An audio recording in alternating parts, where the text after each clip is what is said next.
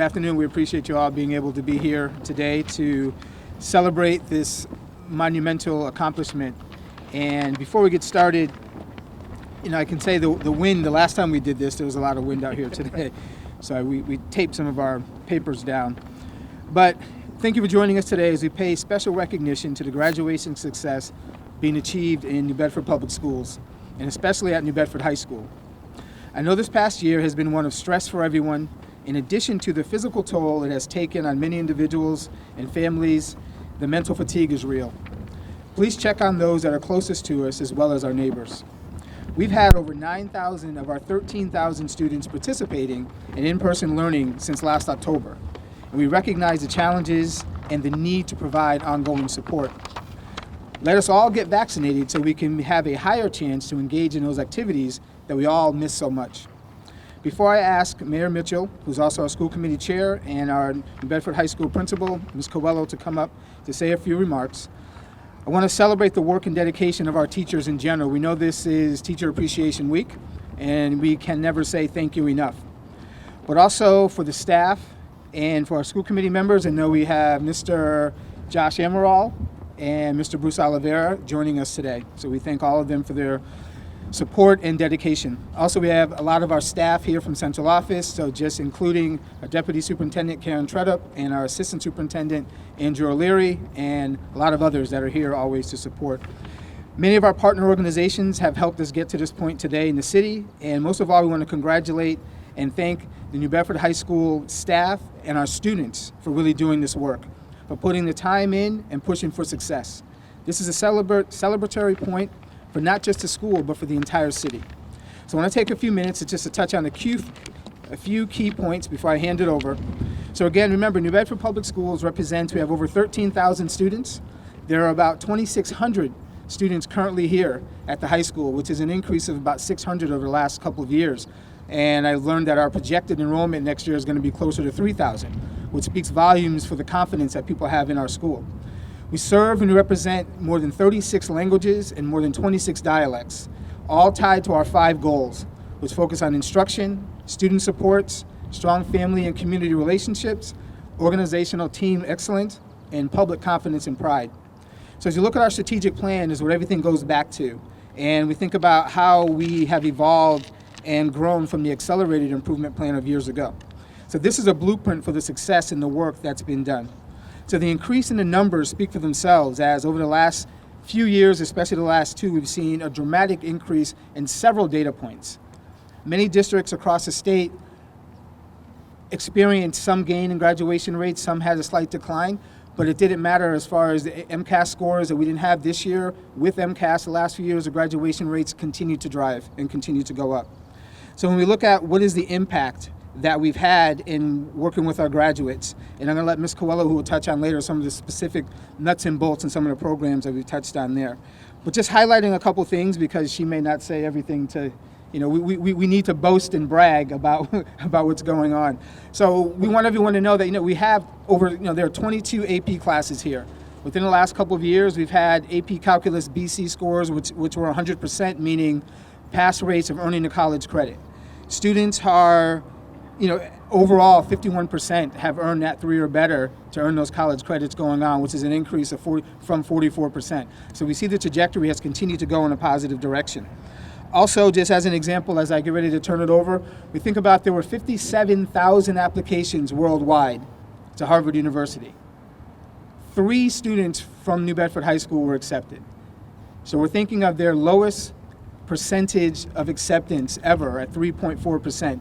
And you have 3 students here, which definitely represents the quality of instruction, the dedication of the staff, and everything that, when we talk about it today, the direction that we need to go. We had the 2020 Massachusetts State Teacher of the Year. We also had a 2021 nationally recognized Teacher of the Year. So when we think about the work that we're putting into place, the charts speak for themselves in terms of the data with our English language learners increasing graduation rates, students with disabilities increasing those rates, which is when we target and invest in our students and have a clear focus, everything's going to continue to go in the right direction. So again, the persistence and strategic investment, which is not just financial, and it did not happen by chance. We've invested in resources, Critical areas including how we strategically review and use data to address individual student progress. We have these meetings called STAT meetings, and right now most of them are virtual, and Ms. COELHO can share about that as far as being a laser focus on every student. That's how you're able to make those gains. So collaboration is key as we educate to engage and empower the entire community, ensuring that our parents are aware of what their children are expected to do on a daily basis, but increasing those supports to our parents so that way they're fully aware. So at this time, I'm going to ask the Honorable Mayor John Mitchell to share some thoughts. Thank you.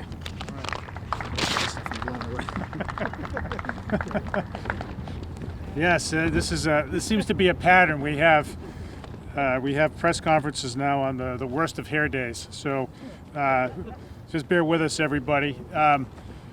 So let me just start off by saying this. This is a story of persistence, and I want to take you back a few years, way back when in 2011. Back then,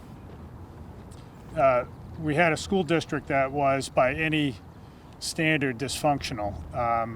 The state had come in that year and placed the district under formal monitoring. There were threats of state receivership. The state had just done it in the city of Lawrence, and it was threatening to do that, making plans to do that here. And in the years leading up to that point, there had been a great deal of justifiable consternation in the public, in the media, about the state of New Bedford schools, and by extension, the state of the city and the state of Greater New Bedford. Folks understood that we couldn't have a functioning city without a school district that performed to the expectations of its residents and of its employers. And as New Bedford goes, so does the rest of southeastern Massachusetts. So it was a big deal. And for those of us who had been in public life, those of us who were entering public life at the time, we understood that something had to be done. At the time, reform started to ripen. The need for the push for reform started to ripen in the public and in the media. At that point, in 2011, the graduation rate at this school, I will tell you just precisely, I'll give you a couple of data points so you understand where things have come from. But the four-year graduation rate at New Bedford High School was 55.8% in 2012, 55.8% in 2010, 58% 2012. The four-year cohort graduation rate, I'll explain what that means, was 61.4% in 2010 and 61.8% in 2012. 2012 was when things started to move. And the four-year cohort is essentially the kids who go through all 4 years. It doesn't include the kids who come in along the way. So the place was in a really bad way. Reputationally, parents were reluctant to send their kids here because of fears of violence in the schools, and certainly out of a sense that their children might not get a good education. There was a serious movement at the time that I think impelled reform, and I do want to make a point about that. It was led by a group of business people called the Education Roundtable, headed up by Bruce Rose, the former executive director of the NAACP, as well as many others. And it was at the tip of the spear was the New Bedford Standard Times, headed up by Bob Unger, who's with us here today. Jack Spillane was a big part of that as well, and so many reporters along the way, Karis Anderson and many others at the time, who put a spotlight on the performance of the district. They understood that parents expected and deserved more, and they brought so much of it to light, both in terms of stories, but as well as the data that spoke volumes about the problem.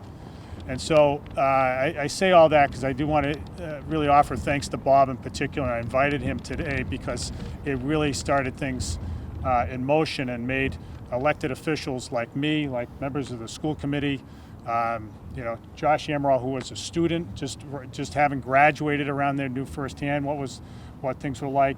Bruce Oliveira, who is connected to the district in so many ways, including his wife Pam was a longtime English teacher at the high school, knew that these things had to change, and they did. And so we're here today. The punchline today is that school that in 2012, when I first took office, was graduating some 61% or 58% of its students. Today is now graduating 88% of its students. That's the applause line, everybody. 58% to 88%. And frankly, you would be hard-pressed to find another urban high school, certainly of this size, anywhere in the country that can match that. And we're not just talking about, Massachusetts. We're talking about all of America. And it's been hard along the way. There were protests, there was recriminations, there are question marks about motivations, and the sum total of this is that, and this is the takeaway for everybody, is that it takes persistence and adherence to high standards. It's to reform an urban school district. We don't have behind us a banner that says "Mission Accomplished." We do have. We could have a banner behind us that, we've tackled the problem. There's some pithy way to say that, but what we have done is accomplish something really significant collectively. And there's been a lot of work along the way. The elected leadership on the school committee has been steadfast, despite all sorts of pushback along the way, to make the changes necessary for us to arrive at this day. So the school committee, so Josh and Bruce have been in the thick of it along the way and deserve tremendous credit for being the backstop of the administration, the school administration along the way, as well as all the other school committee members who've served between 2012 and 2000 and today.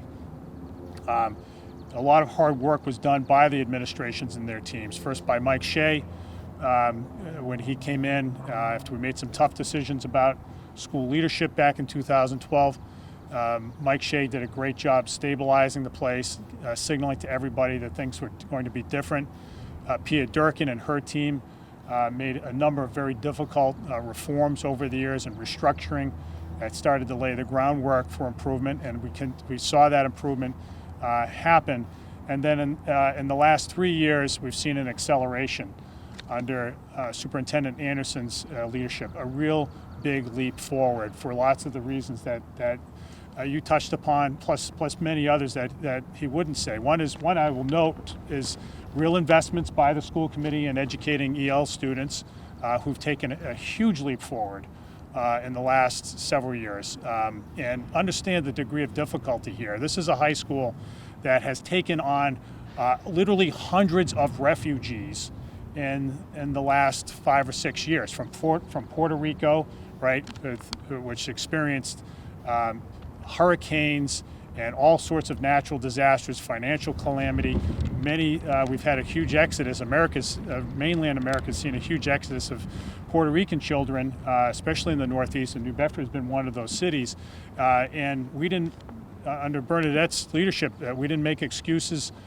We made sure that those kids got their education as well and got them on track, and that's no mean feat. We have many students from Central America who've come here in droves in the last several years, and they're getting educated now because of the investments, because the staff has stepped up. And certainly in the last couple of years, just the tone of leadership has enabled the staff in our school district to be at its best. And Superintendent Anderson has done tremendous work in facilitating that and empowering staff to improve, to perform at their very best, and that work continues. And so I just really want to give a shout out to Thomas and what he's done over the last 3 years. There are lots of folks many folks to thank. The front office of the school district is here. So many of them have been here for a number of years along the way. They could tell you firsthand how hard this work has been at times. It's not easy. It isn't easy, and it's not easy not because kids don't want to learn. It's not, but we have funding challenges. There's no question about it. We wish we could spend more money in the school district, although we're getting, as Andrew O'Leary could tell you in chapter and verse, we are getting more money to do some real acceleration in the next couple of years from the federal government, and we're going to use that money really well. But it isn't easy. It requires persistence, and we're going to continue to improve over the next years. I believe in this place. I believe in New Bedford High, and I believe in the school district. I send my kids, 2 of my kids are in this school. One just graduated a couple of years ago. I believe in it. My family believes in it because we think that this is the best place for them, and we say the same thing for any child in our city. The last thing I just want to say is this. This is a really important point. The superintendent touched upon this, and I think whether you send your kid here or have some connection to this high school or you don't, and you live in the city or if you live in Greater New Bedford, understand that this represents a major success, a major collective effort that has been hard over the years, but and as much as the work is not done, we should take derive some confidence in the fact that New Bedford can do big things. This is a big thing. This required a lot of people working really hard and sticking with it for a long period of time, and it matters. And it matters because kids are graduating now. They're not having the doors of opportunity closed on them at the age of 16, 17, or 18 years old. Their futures are great. Even if they move somewhere else, they know that we know we can take comfort in the fact that these children can have so many more opportunities available to them now because of the work that the adults and the buildings have done. And so, and it couldn't have happened without the backing of the residents of the city. This is a major collective accomplishment, and New Bedford should understand that with any collective accomplishment, there are other things down the line. We know we can proceed with confidence in the next big thing. All right, not that we're done here, but that this is a city that can make things happen. And so I just really want to give a shout out to everybody who stuck with it along the way. And that's what it takes. This is an example for all of America. Reforming urban education is not an overnight exercise. It takes time, it takes persistence, it does take money, but money's not the only thing. But when you stick with it, great things can happen. And so I'm going to just close right there, but I also want to introduce on this occasion Bernadette Coelho, who's been a steady hand at the wheel for many years at the high school, even in its most unstable and troubling days. She's been the rock here, and she just deserves so much credit for for the achievement that we're announcing today. So Bernadette, thank you, and congratulations.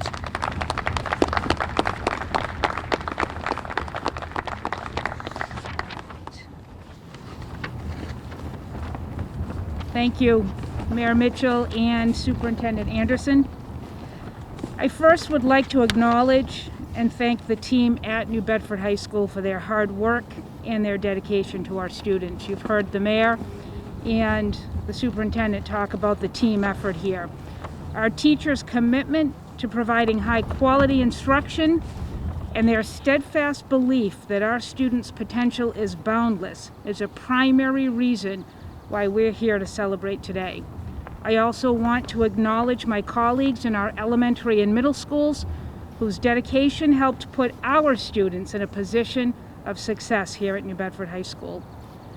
As Superintendent Anderson pointed out, the trajectory has continued to climb, and it can be attributed to a number of reasons. First of all, it's our student-by-student approach at New Bedford High School.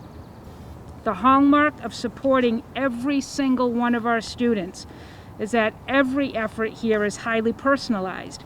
From the first day they walk in as freshmen to the day they cross Walsh Field as graduates, they've had a designated support team of educators and staff that follows each of them throughout their 4 years. And when I talk about following each of them, it's keeping a handle on how they're doing educationally, but it's also teams of guidance counselors, adjustment counselors, assistant principals, teachers that come together to actually look at their data on a regular weekly basis to ensure that no student is falling through the cracks. This is deep work, and it involves constant interaction with students, including teachers actually knocking on doors.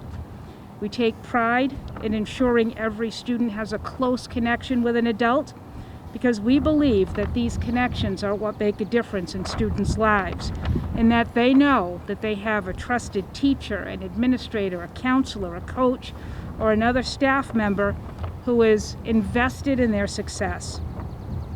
These outstanding graduation rates, and you're right, Mayor, we still have a way to go, represent a long-term commitment that we've made to making learning relevant to all of our students as we prepare them for post-secondary experiences and career pathways. In addition to the strong advanced placement program and the Academy of Honors, which helps launch students every year to many of the nation's top colleges and universities, we've worked alongside the district to increase our programming to match the needs of industry as well. From our comprehensive career pathways program with the National Academy Foundation to the new Chapter 74 state-approved business technology program, we've established learning laboratories that foster skill development for students to be successful in multiple industry sectors. These programs are supported by a robust capital building plan and other partnerships that have resulted in funding and building, just to name a few examples, of a finance lab, a biotech lab, a revamped performance caliber auditorium, new softball fields, a professional weight room, it's right behind us, to name just a few, providing the opportunity for students to practice their skills in state-of-the-art facilities. In the very near future, students will have additional state-of-the-art learning centers as we enhance our television studios and complete work on our robotics lab and embark on a marine pathway. It is clear that students are excited about learning here, and this excitement is manifested in these outstanding graduation and the AP results that we were able to share today. Thank you again to everyone for your commitment, for making this work happen on behalf of all of our students here at New Bedford High School. Thank you.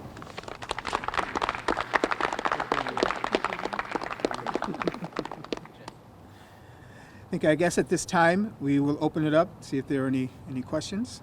You heard the mayor say that it's not, a mission accomplished sign. It's a very big accomplishment sign. But what do you see as room for improvement? How can we get that number even closer to 100 still? That's a good question. It's a great question. I think that, one, you lay the foundation and you stick with it. We make the tweaks along the way, as Ms. COELHO described. We talked about individualized, not so much individualized instruction, but individualized support for students.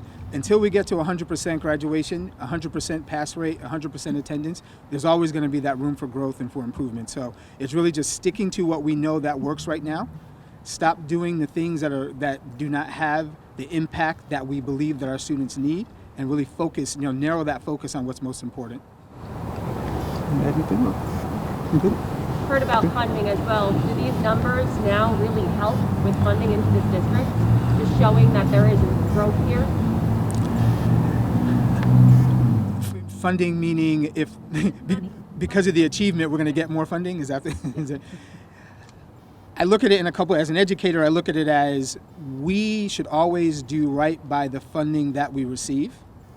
And when we're demonstrating, I think funding sources can increase from a variety of different areas. So when we're thinking about the allocated budget, there are things that we work out. We mentioned our Assistant Superintendent, Mr. O'Leary, with finance, and he could give you you could sit down with him, we have a nice long conversation about the formula.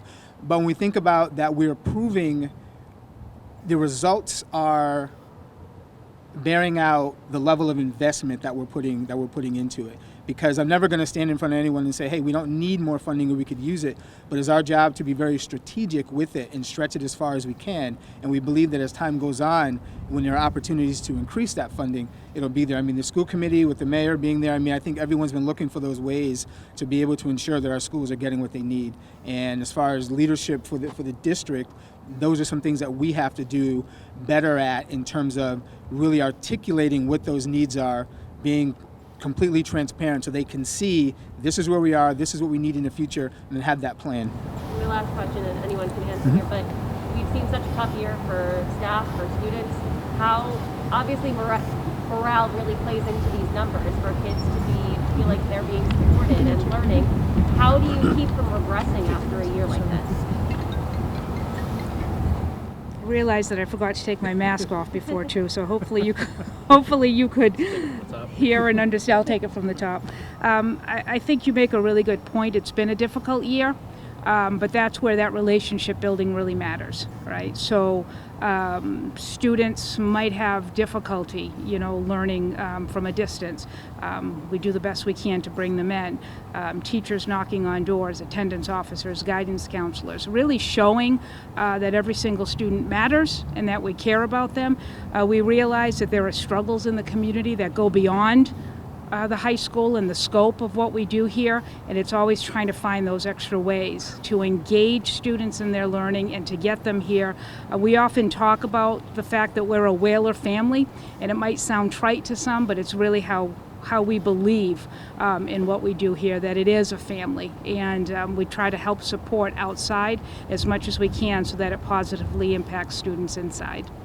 I add one point there too. I think on the matter of COVID, it has no doubt been a difficult year. I think it bears emphasizing what the school district has done during the pandemic.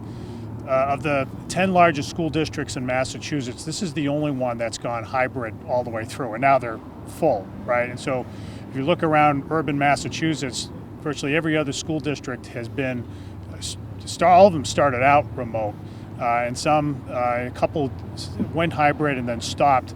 We've gone right through, and I think it's really a point of, it's a reflection of the overall mindset here, which is to figure out what's best for the children in our schools. And it may not be, in our view, what other school districts are doing. We might not follow the conventional wisdom, and this is a school district that has the confidence to do that now. Several years ago, we were sort of, way back when, a decade ago, we're sort of just taking our cues from the state, and now we work collaboratively with the state, but we also, where the rubber hits the road is with the needs of the students that actually attend our schools. Anybody else? Go ahead, Carrie. Mayor Mitchell, to your point, you said that nearly a decade ago that New Bedford High School was not best performing, it was more so underperforming at a level 4 in accordance to DESI's rating scale. Today, what does New Bedford High School stand at in that ranking? And are there any other schools at level 4 and level 5? So you guys can speak to this authoritatively, but the state's eliminated that ranking system. So if you want to just... So right now, as a district, like the mayor said, that the accountability system and the structures have changed somewhat. We are still working with and collaborating with the state on certain metrics and those type of things. Over the last couple of years, with COVID and with MCAS results not being able to be used, which my understanding that's part of the legislative piece of it where it has to be used as a metric. When my conversations with them, and before even arriving here, there are conversations we had about what is the bar, what are the concrete metrics that will be used to make any change in designation. We know that going forward right now that's not going to change for next year. So the state's terminology in terms of holding harmless. So what it means is that you're not going to make a change one way or the other for good or going into the other direction. We're confident that the progress that has been made, and I can let Ms. COELHO touch base as far as specifically here at the high school, has been on that positive trajectory. So we have a strong case to when the accountability system is reinstated and those metrics are clarified for us, we're looking at New Bedford High School to be in a higher position than it had been in the previous years. Thank you. So with the higher numbers this year, I know, I'm assuming that is based on the past year or so. But do you think that this time come next year, looking at numbers due to COVID impact and everything, do you think that it will fluctuate in any way, in positive or a negative way? I mean, that can always happen, but I have complete confidence that what we've put in place, you know, in Ms. COELHO's team, what they've been doing over the last few years, and she mentioned about the engagement and the outreach. You know, one thing that wasn't mentioned previously was that the number of students that they re-engaged. So we get hit for graduation rates when you think of the cohort in that 4-year, but then when you re-engage students, it's a positive area as well, but it's still a hit on graduation because you had to re-engage them. And we need for people to understand that graduation means different things to individuals in their lives at that time. And for the school to be able to reach out and pull students back in and get them to get that diploma, whether it's in 5 years, it is a celebratory point. But you know, the focus still is on that those 4-year numbers. So as I'm standing here today, I have complete confidence that the numbers are going to keep going in a positive direction. Good. Anyone else? Good. Anything to that? That's it. That's a wrap. Thank you very much. We appreciate you all coming today. Thank you.